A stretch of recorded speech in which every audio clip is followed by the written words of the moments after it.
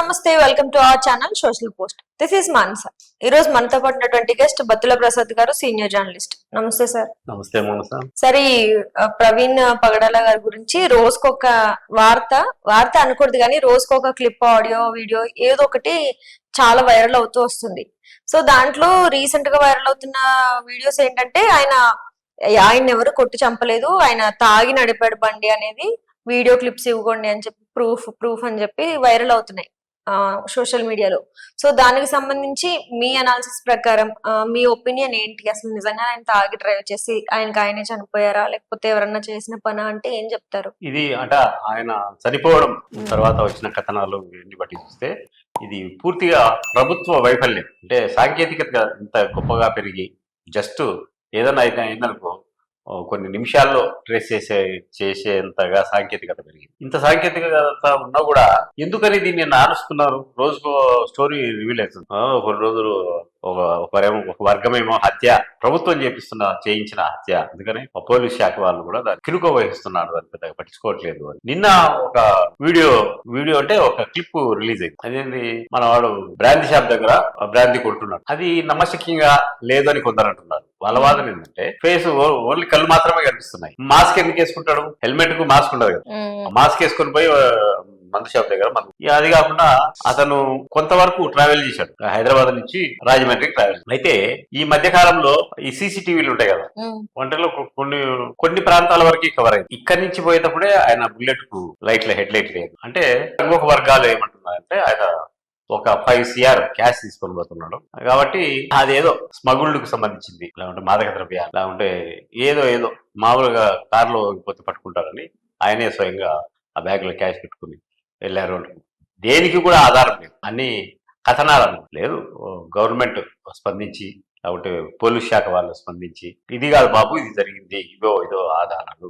Accident మీద చాలా అనుమానాలు వ్యక్తం చేస్తున్నారు. యాక్సిడెంట్ అనే వాళ్ళు అంటున్నారు, కాదు చంపేశారని వీళ్ళు అంటున్నారు. ఎవరి శాస్త్రీయత వాళ్ళకు కరెక్ట్ ఉంది. వాళ్ళు ఎవరైతే నిందలు ఎదుర్కొంటున్నారో పలానా వాళ్ళతో చంపబడ్డాడు, పలా హిందువులు ముస్లింస్ కలిసి అతను చంపారు అని అంటున్నారో ఆ వర్గాల వాళ్ళు ఏమంటున్నారు, అది యాక్సిడెంట్, మేము చంపలేదు, మనకు చంపాల్సిన అవసరమే ఉంది. అతను మాట్లాడాడు, మేము మాట్లాడారు, ఇది మత సంబంధమైన మాటలు. అట్లా చంపుకుంటా పోతే ఏమన్నా ఉంటుందా? చాలా ఎవరి అభిప్రాయాలు వాళ్ళకు ఉంటాయి అని వాళ్ళు చెప్తున్నారు. వీళ్ళేమో లేదు హిందుత్వవాదులు ముస్లింలు ఏకమై చంపేశారు అని వీళ్ళు అంటున్నారు. ఇది ఎక్కడి దాకా పోయింది? మోడీ దాకా పోయింది.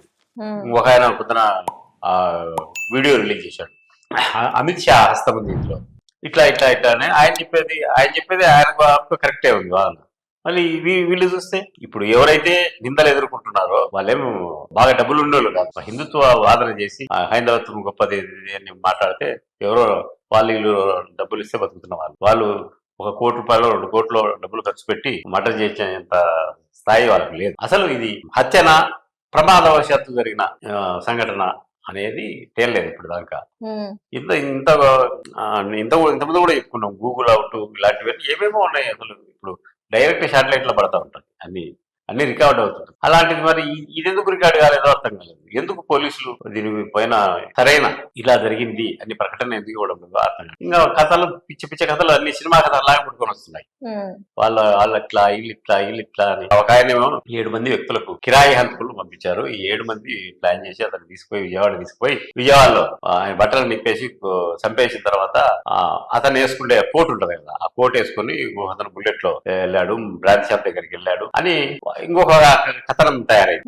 అసలు ఏంది ఇది? ఆయన భూస్థాపన కూడా అయిపోయింది. అయితే వాళ్ళ కుటుంబ సభ్యులు మాత్రం దీని గురించిన ప్రకటనలు చేయడం లేదు. కేవలం అతని మతస్థులు, ఏదైతే క్రైస్తవ మతంలో ఉండే ప్రీచర్స్ ఉంటారు కదా, మామూలు ఆ బోధకులు ఒక్కొక్కరు ఓపెన్ అవుతున్నారు, ఇది చాలా తప్పు, ఇట్లా చంపేయడం, ఇది హత్యనే అని. వాళ్ళకి ఏదో మాట్లాడడానికి ఒక పాయింట్ ఉండాలి కాబట్టి వాళ్ళ వాదన వాళ్ళు చూపిస్తున్నారు.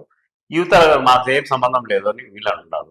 మొన్న ఒక కుర్రోడు ఎవడో యాదవ్ అనే అబ్బాయి వచ్చేసి మేమే వేసేసాము, మా హిందువులే ఆయన మాటలు కోపం వచ్చేలా చేశారని చెప్పేసి అన్నాడు.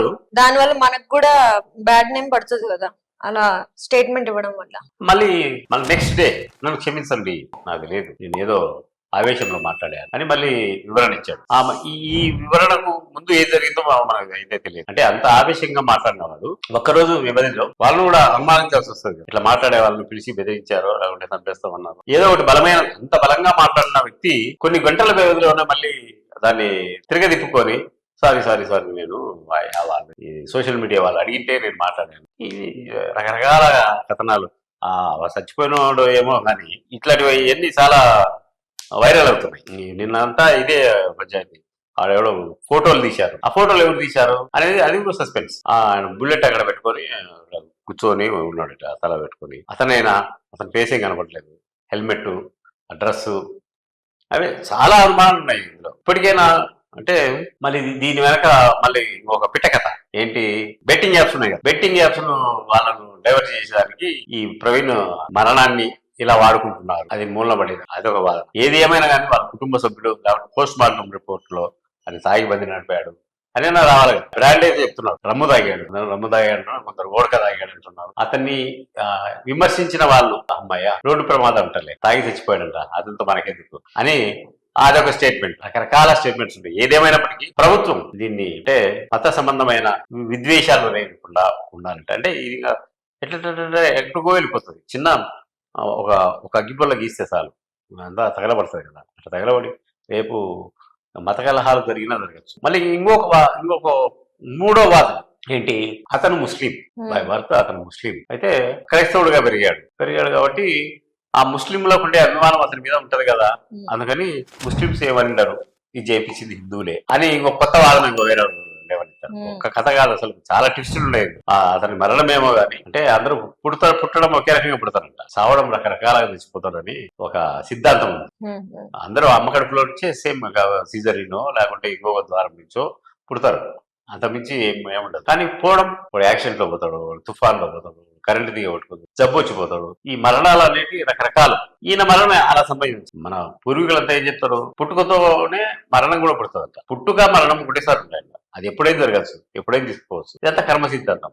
దాన్ని వదిలేస్తే ఇప్పుడు జరుగుతున్నదంతా ఈ రాద్దంతా మనకి ఫుల్ స్టాప్ పెట్టకపోతే రేపు మళ్ళీ ఏదైనా సమాజంలో ఇలాంటి మత కలహాలు జరిగేదానికి ఆస్కారం. కాబట్టి ప్రభుత్వం వారు దీని మీద ఒక నిర్ణయం చేసి, లేదు అతను చనిపోయాడు అంటే అయిపోయా, యాక్సిడెంట్ చనిపోయాడు అంటే అయిపోయా, ఇది కారణాలు అది ఎందుకు ప్రకటించడం లేదో అర్థం కాదు, అది విషయం.